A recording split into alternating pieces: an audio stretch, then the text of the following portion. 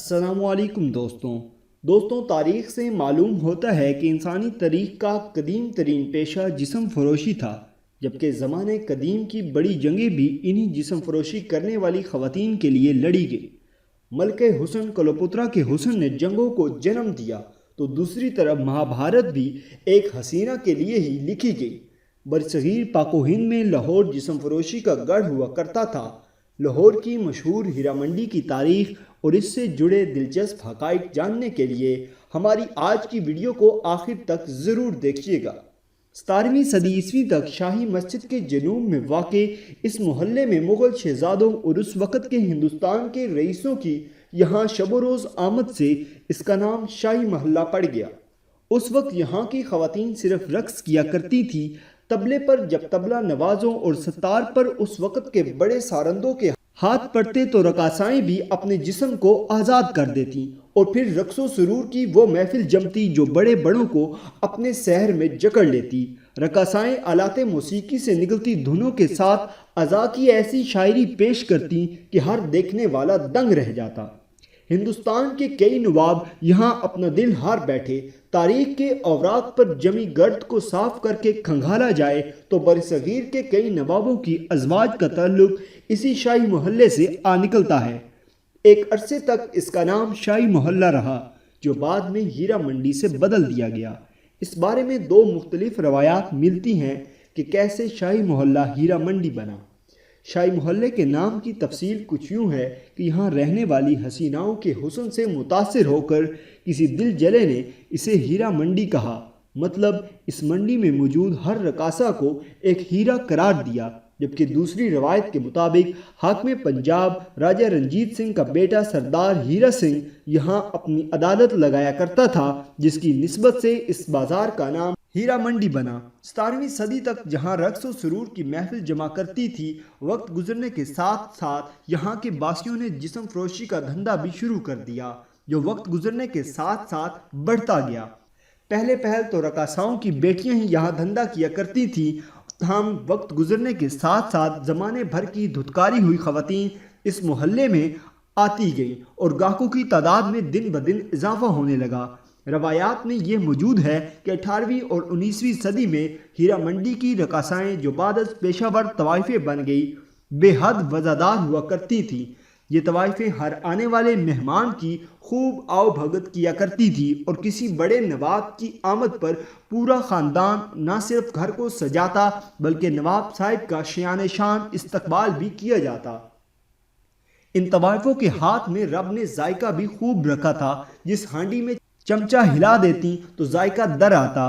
کیا ہی کہنے، ان طوائفوں کی جب دھندے کی عمر گزر جاتی تو یہ اس کام کے لیے نئی نسل کو تیار کر کے خود نائکہ بن جاتی تھی۔ کوئی بھی گاہک نائکہ سے معاملات طے کرتا اور کمرے میں اپنی پسند کی طوائف کے ساتھ غم غلط کرتا۔ یہ طوائفیں انتہائی بااصول اور ایماندار سمجھی جاتی تھیں۔ کچھ شہزادے تو اپنی بیویوں کو وظیفہ زوجیت کو بہتر طریقے سے سر انجام دینے کے لیے ان طوائفوں سے ٹریننگ کرواتے تھے۔ انگریز دور میں بھی برصغیر کے بڑے نام اس محلے پر اکثر مہربان ہوئے۔ کچھ جگہوں پر یہ بھی ملتا ہے کہ ہیرا منڈی میں اکثر کسی بچے کی پیدائش ہوتی، اگر وہ لڑکا ہوتا تو اسے گندگی کے ڈھیر میں پھینک دیا جاتا۔ تاہم اس بات کی حتمی دلائل موجود نہیں ہیں، لیکن یہ بات بہر صورت ملی ہے کہ اگر لڑکی کی پیدائش ہوتی تو اس پر جشن منایا جاتا، اسے پال پوس کر بڑا کیا جاتا کہ اسے بھی گندگی کے ڈھیر میں شامل کیا جا سکے۔ پاکستان بسنے کے بعد بھی ہیرا منڈی تقریباً 3 دہائیوں تک اپنی آبوتاب سے ہر آنے والے کا استقبال کرتی رہی، لیکن ضیاء الحق کے دور حکومت میں ان کوٹھوں اور طوائفوں کے خلاف آپریشن کیا گیا تو ہیرا منڈی کی رونقیں بھی ماند پڑ گئیں۔ جہاں کبھی رقص و سرور کی محفل گھنگرو باندھے پاؤں زمین پر پڑتے تو ہر چیز سے چھن چھن کی آواز آتی، اب وہ آوازیں محروم ہو چکی تھیں۔ جہاں کبھی حسن و زن کے دلدادہ عزا کی شاعری پر داد کے ڈونگرے برسایا کرتے تھے، اب وہاں کوئی بھی غلط نیت سے آتا تو دھر لیا جاتا تھا۔ اسی طرح رنگ و نور، رقص و سرور اور پاک و ہند کی ثقافت کا ایک روشن چراغ ایک عرصے کے لیے بجھ گیا۔ 90 کی دہائی میں دوبارہ ان طوائفوں نے پاؤں میں گھنگرو باندھ لیے اور ایک بار پھر یہاں رونقیں بحال ہو گئیں۔ عرصے سے بند بالکنیاں کھلیں تو اب ان میں کچھ نئے چہرے تھے جو باہر کی طرف جھانکتے اور اپنے گاہکوں کا استقبال کرتے، مگر وقت اور حالات بدلنے لگے اور طوائفوں نے یہاں سے ترک سکونت کر کے نئی بننے والی ہاؤسنگ سوسائٹیوں میں جا کر بسیرا کر لیا۔ اب ہیرا منڈی لاہور میں مشہور خوابوں کی دکانیں بن چکی ہے۔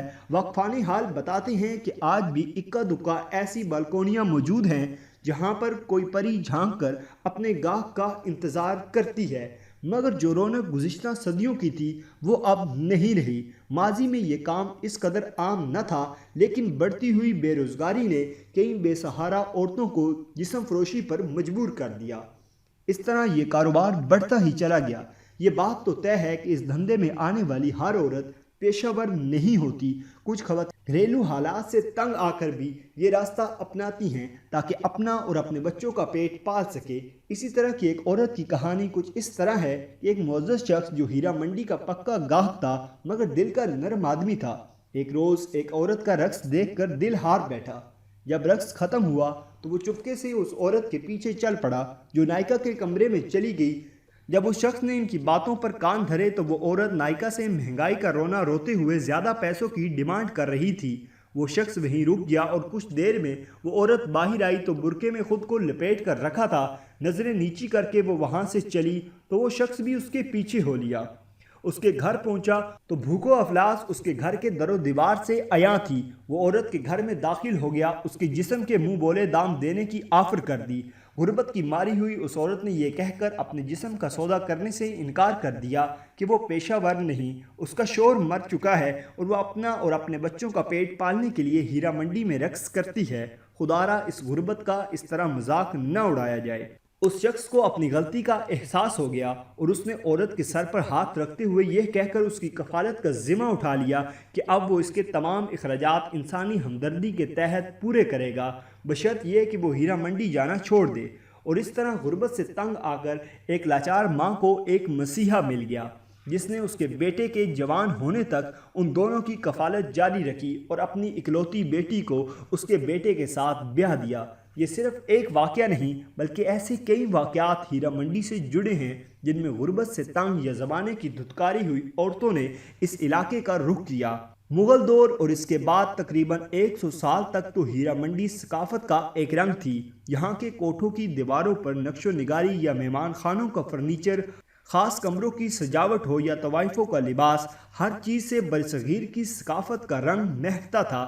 لیکن پھر وقت نے انگڑائی لی اور یہاں کی رقاصائیں یہاں سے چل بسی اور ان کی جگہ نئے آنے والی رقاصائیں اور طوائفیں پیسے کے پیچھے پڑ گئیں اور سب کام چھوڑ چھاڑ کر بالکونیوں سے باہر جھانکتی رہیں اور گاہکوں کو اپنی طرف متوجہ کرتیں۔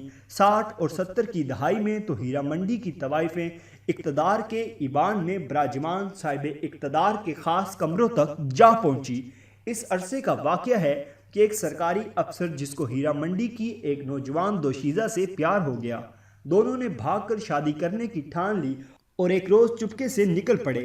جیسے ہی اس لڑکی کے دلال کو اس بات کا پتہ چلا تو اس نے دونوں کو گاڑیوں کے اڈے پر جا کر پکڑ لیا۔ سرکاری افسر کو سریعام موقع پر ہی قتل کر دیا اور لڑکی کو اپنے ساتھ واپس لے گیا۔ حیرانگی کی بات تو یہ ہے کہ سرکاری افسر کا مقدمہ تک درج نہ ہوا۔ اسی طرح ایک اور واقعہ بھی پیش آیا کہ اسی طرح ایک پولیس افسر وردی میں ملبوس ہی ہیرا منڈی میں آ گیا۔ اس کا رات بسر کرنے کا پروگرام تھا۔ ایک نوجوان لڑکی کا سودا کیا اور اس کے ساتھ کمرے میں بدکاری کر رہا تھا کہ مر گیا۔ پولیس موقع پر پہنچی اور لاش کو اپنے قبضے میں لے کر تفتیش شروع کر دی۔ تو محرر نے پوچھا کہ کیا لکھا جائے تو تھانے دار نے مسکراتے ہوئے کہا، پاگل شہید ہے۔ ویڈیو ختم کرنے سے پہلے آپ کو بتاتے چلیں کہ پچھلی صدی میں کون سے مشہور کوٹے خانے جنسی درندوں کی پیاس بجھاتے رہے ہیں، تو ان میں سب سے مشہور نام عتیقہ کا تھا، جو نہ صرف خود جسم فروشی کا دھندا کرتی بلکہ کئی عورتیں اور لڑکیاں بھی اس کے کوٹھے پر جسم بیچتیں۔ ایک وقت تو ایسا آیا کہ عتیقہ کا کوٹہ خانہ 24 گھنٹے مہمانوں کی توازے کرتا اور 8-8 گھنٹوں کی 3 شفٹوں میں کام ہوتا۔ نہ صرف طوائفیں بلکہ دلال بھی اس کام میں کافی آگے جا چکے تھے۔